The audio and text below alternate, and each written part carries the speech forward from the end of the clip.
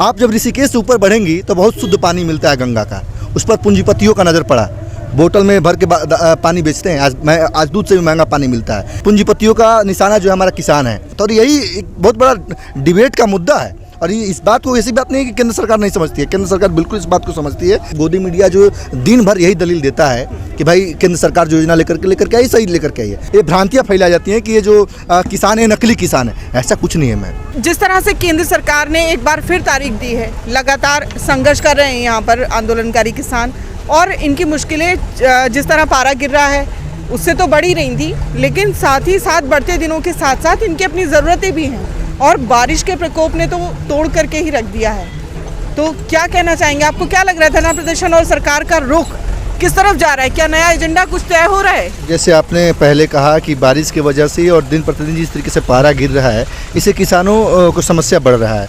असल में देखने वाली बात यह है कि जो हमारे किसान यहाँ पर आंदोलित हैं, इसमें ज़्यादातर ऐसे किसान हैं जिनका उम्र 80 साल, 75 साल, 90 साल तक के हैं। और ऐसा आप देखिए, क्योंकि अगर इनके एक सेफ्टी मेजर्स की अगर बात करें, अगर जो है सख्त रहती हमारी केंद्र सरकार, अगर संवेदनशील रहती, तो इस पर ज़रूर कुछ ना कुछ अभी तक निष्कर्ष निकल जाता। चूँकि मैं ये मानता हूँ कि मोदी जी को खास करके हमारे किसानों की समस्याएं, किसानों की समस्याओं को किस तरीके से निस्तारण करना है, उस पर ध्यान इसलिए नहीं जा रहा है कि किसान के बेटे नहीं हैं। पूरा PR एक लगा उनको ये दिखाने में कि भाई कि ये जो है चाय वाले के बेटे हैं। आप अगर किसान हैं तो आप दुख दर्द को समझेंगे कि इस समय किसान को अपने फसलों के बारे में सोचना समझना चाहिए था।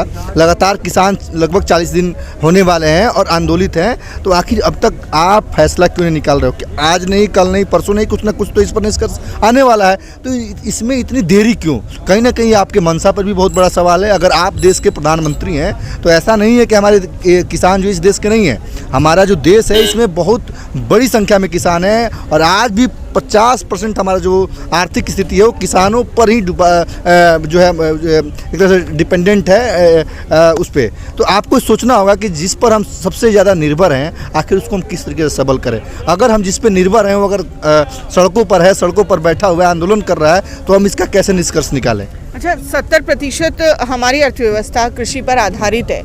उसके बावजूद भी केंद्र सरकार, गृह मंत्रालय, कृषि मंत्रालय, रेल मंत्रालय, सारे ही मंत्रालय मिल करके एक फैसला नहीं कर पा रहे हैं कि आंदोलनकारी किसान किस तरह से यहाँ पर संघर्ष करेगा। राशन लेकर के आए हैं वो, उनके पास में अपनी ट्रैक्टर ट्रॉलियाँ हैं। ठीक है, किसान धान में 1.5 फीट, 3-3 फीट पानी में खड़ा होता है, आधी रात में भी पानी पटाता है, लेकिन क्या वो इंसान नहीं है कि आज अपनी ही सरकार से, अपनी ही व्यवस्था में, अपने ही चुने हुए उम्मीदवार से बात करने में, फैसला लेने में इतना लंबा समय लग रहा है। कानून बनाने में जल्दबाजी तो बहुत हुई, लेकिन उसके दूसरे पक्षों पर सोचा नहीं गया।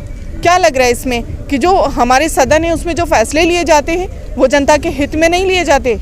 देखिए, इस पर मैं एक बात कहना चाहूँगा, चूँकि जो हमारे किसान हैं इनको कोई शौक़ नहीं है सड़कों पर आकर के आंदोलन करने की। कहीं ना कहीं कुछ ऐसी समस्याएं हैं, कुछ ऐसी दिक्कतें हैं जिसका निष्पादन ये किसान समझ रहे हैं कि भाई केंद्र सरकार नहीं कर रही है, और केंद्र सरकार इस बात पे लगी हुई है कि भाई हम जो अपने कानून को लेकर के आए हैं उसको किसी प्रकार से हम इसको इम्प्लीमेंट करें, लागू करें।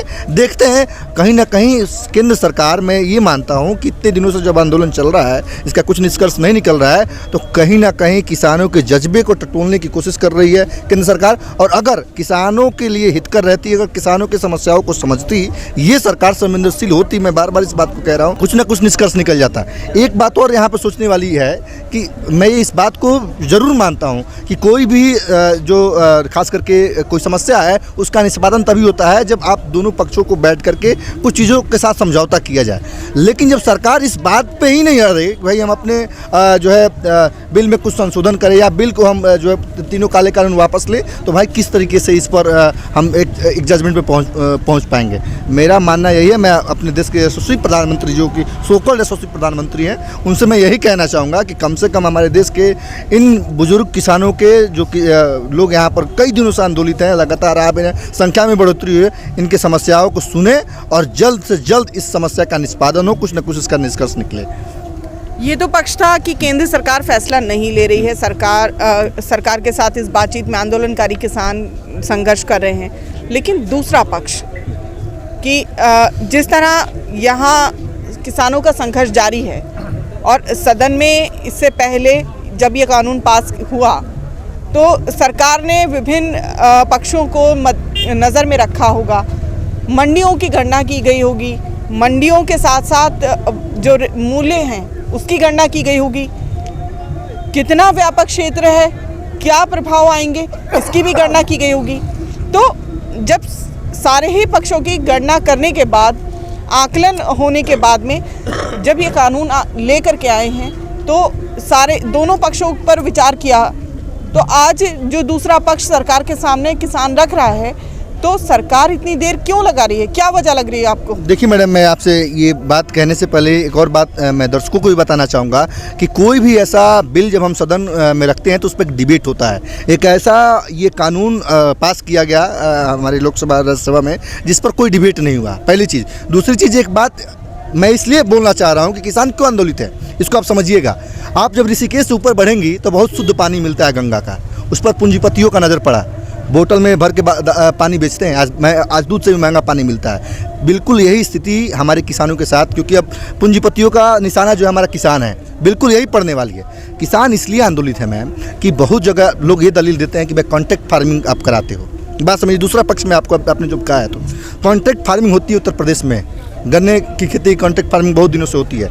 साल भर पहले उसका वैल्यू कुछ और तय किया जाता है कि हम आपका गन्ना इतने रुपये क्विंटल पर लेंगे। जब आप गन्ना उपज कर लेते हैं तो उसको खराब पता करके कुछ उसका दाम कम कर दिया जाता। और इवन ऐसा नियम भी नहीं है, 2-2 साल, इवन 2-2 साल के पेमेंट अभी तक नहीं मिले। आपने कॉन्ट्रैक्ट फार्मिंग की आप अगर बात कर रही हैं। और जहाँ तक एमएसपी की बात रही, पहले एमएसपी था, उसके साथ जो पीएमसी का जो नया लॉ आया है वो नहीं था कि भाई निजी भंडारण करिएगा और जो है आप कॉन्ट्रैक्ट फार्मिंग कराइएगा, लेकिन इसके साथ ये ऐड हो जाने से वो एकदम गौड़ हो जाएगा।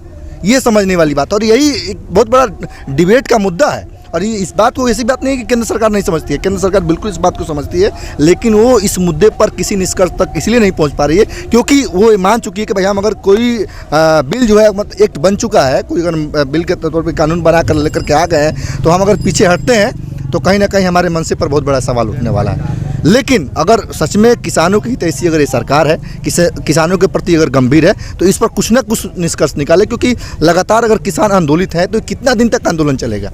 आखिर आप चाहते क्या है? तो समस्या का निदान कैसे होगा, इस पर भी विचार करने की ज़रूरत है। अभी फ़िलहाल मामला इतना व्यापक है, मुद्दा इतना व्यापक है कि इस पर सोच विचार शांति से बैठ कर के करना होगा, आकलन करना होगा, गणना करनी होगी।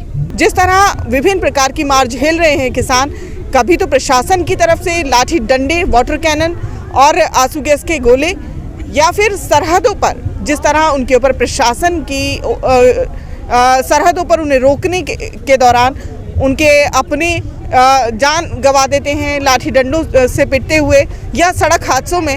तो आज वो परिवार जो यहाँ से हज़ारों किलोमीटर दूर बैठे हैं, आज उनके अपने परिवारजन यहाँ शहादत दे रहे हैं, भविष्य को संजो रहे हैं। मंडियों को बचाने की लड़ाई है, उनकी फसलों के सही दाम की ये लड़ाई है।